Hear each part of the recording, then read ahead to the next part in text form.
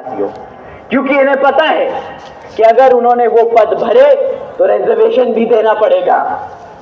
आप लोगों का हक मारने का इन्होंने नया तरीका ढूंढा है।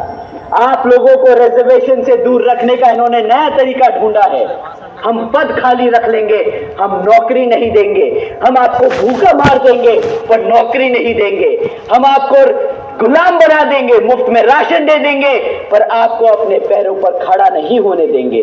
साथियों, ये इनकी सोची समझी चाल है।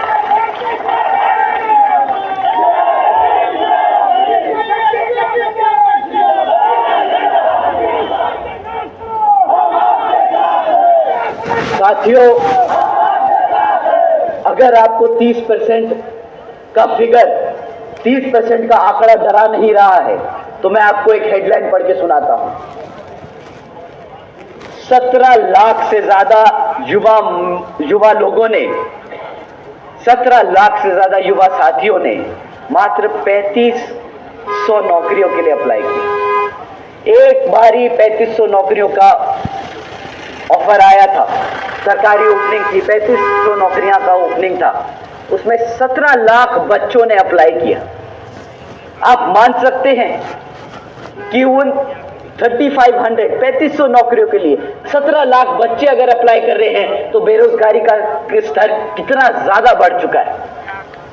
साथियों, मजे की बात तो यह है कि ये 3500 नौकरियां और ये 17 लाख बच्चे जिन्होंने अप्लाई किया, यह हमारे आदरणीय प्रधानमंत्री जी के प्रदेश गुजरात की हेडलाइन है।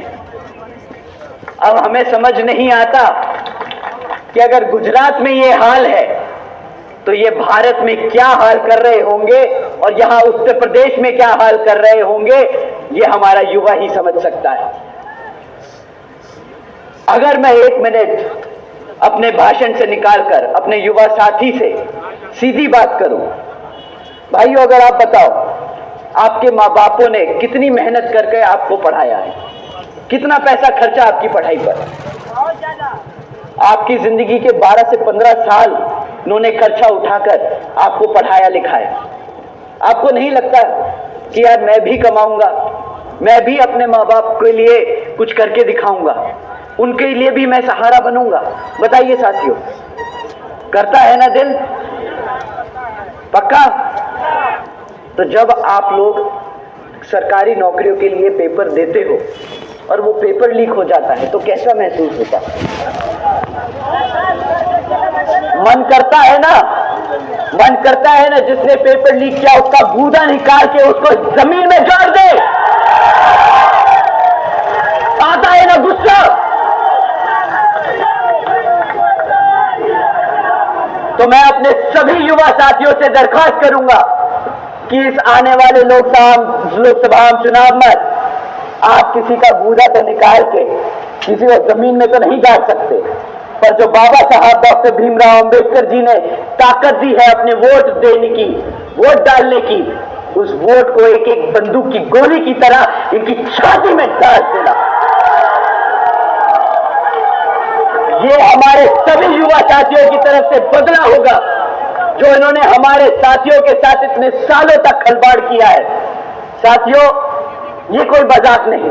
अगर मेरे शब्द थोड़े से ज्यादा निकल गए, गंदे निकल गए, तो मुझे माफ कीजिएगा, पर ये गुस्सा है, ये मुझे पता है मेरे युवा साथियों का गुस्सा है।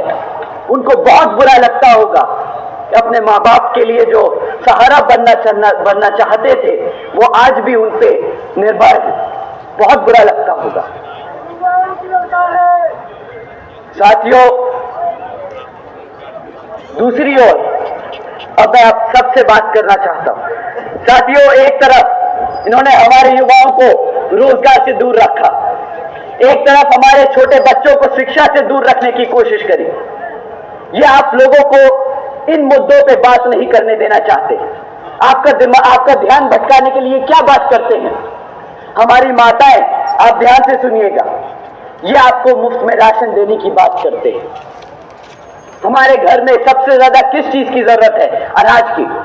हम किस लिए कमाते हैं? ताकि अपना पेट भर सके। इन्होंने क्या सोचा?